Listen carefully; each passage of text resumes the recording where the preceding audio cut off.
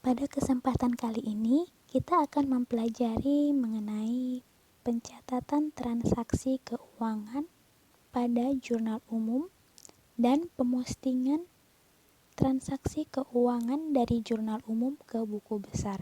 Untuk itu, perhatikan baik-baik ya.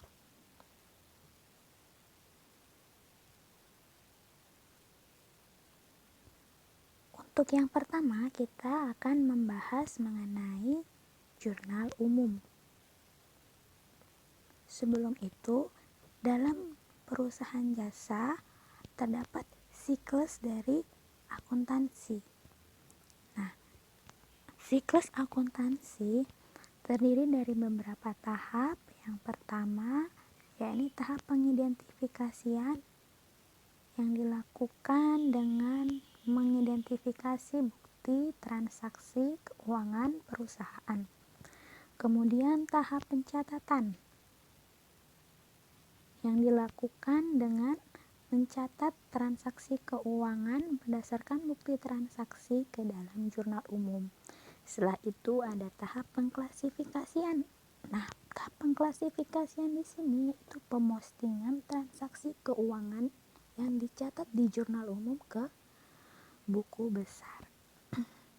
Kemudian ada pengiktisaran dari neraca saldo setelah buku besar, kemudian dilakukan penyesuaian pada akhir periode akuntansi dan dilakukan penyusunan neraca saldo setelah penyesuaian.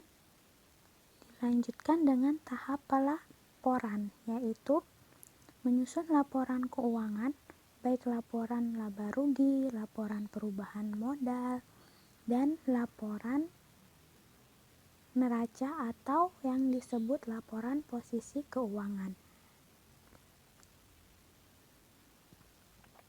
Selanjutnya, kita akan mengidentifikasi bukti transaksi keuangan perusahaan dan dianalisis, kemudian dilakukan pencatatan ke dalam jurnal umum.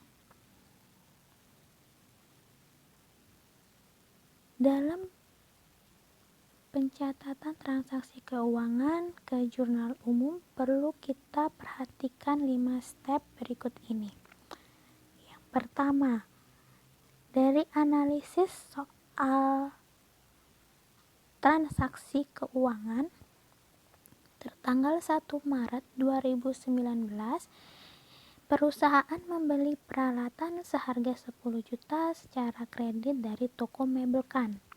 Kemudian tertanggal 15 Maret 2019, perusahaan membayar hutang pada toko Mebel Kan atas pembelian peralatan tertanggal 1 Maret 2019 sebesar 10 juta. Nah, apa yang selanjutnya kita lakukan?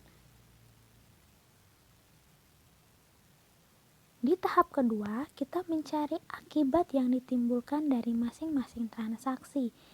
Nah, tanggal 1 Maret 2019, di mana peralatan perusahaan bertambah akibat dari pembelian yang dilakukan oleh perusahaan 10 juta dan utang usaha juga bertambah 10 juta akibat dari pembelian peralatan yang dilakukan secara kredit.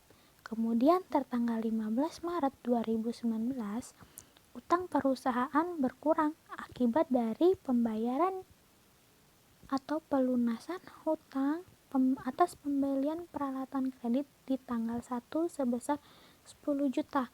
Nah, akibatnya apa? Kas dari perusahaan juga berkurang sebesar 10 juta.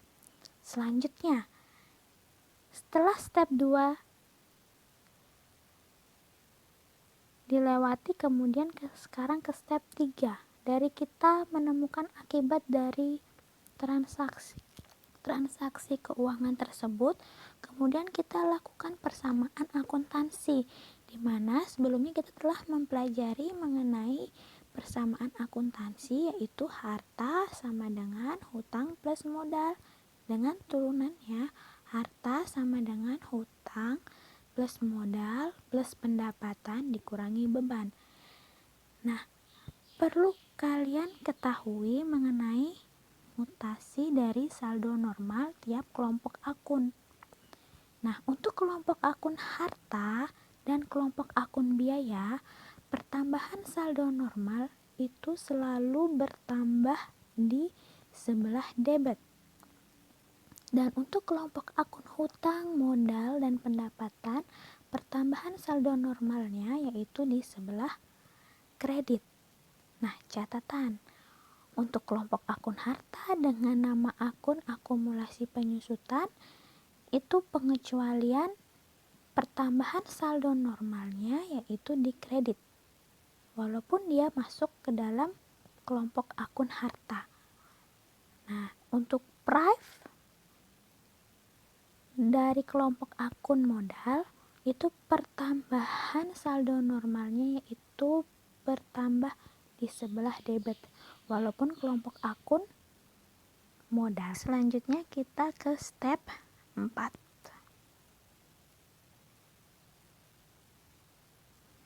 Nah, setelah kita melakukan analisis dari akibat transaksi yang dimasukkan ke dalam ketentuan, hasil didapat yaitu tertanggal 1 Maret 2019, peralatan didebet sebesar 10 juta dan utang usaha dikredit sebesar 10 juta. Kemudian tertanggal 15 Maret 2019, utang usaha didebet sebesar 10 juta dan kas dikredit 10 juta. Nah, tahap kelima yang terakhir, kita memasukkan ke dalam kolom debit dan kredit beserta nama akun pada jurnal umum. Nah, bisa dilihat pada slide yaitu tertanggal 1 bulan 3 2019 dengan keterangan peralatan sebesar 10 juta di debit dan utang usaha sebesar 10 juta di kredit. Kemudian tertanggal 15 Maret 2019 dengan keterangan utang usaha sebesar 10 juta di sebelah debit dan kas di kredit sebesar 10 juta. Nah, antara debit dan kredit posisinya harus balance atau sama, seimbang, di mana antara nominal debit dan nominal kredit itu sama atau seimbang. Oke, untuk kolom referensi kita kosongkan, nanti kita akan mempelajari lebih lanjut dalam pemostingan atau pengklasifikasian ke dalam buku besar.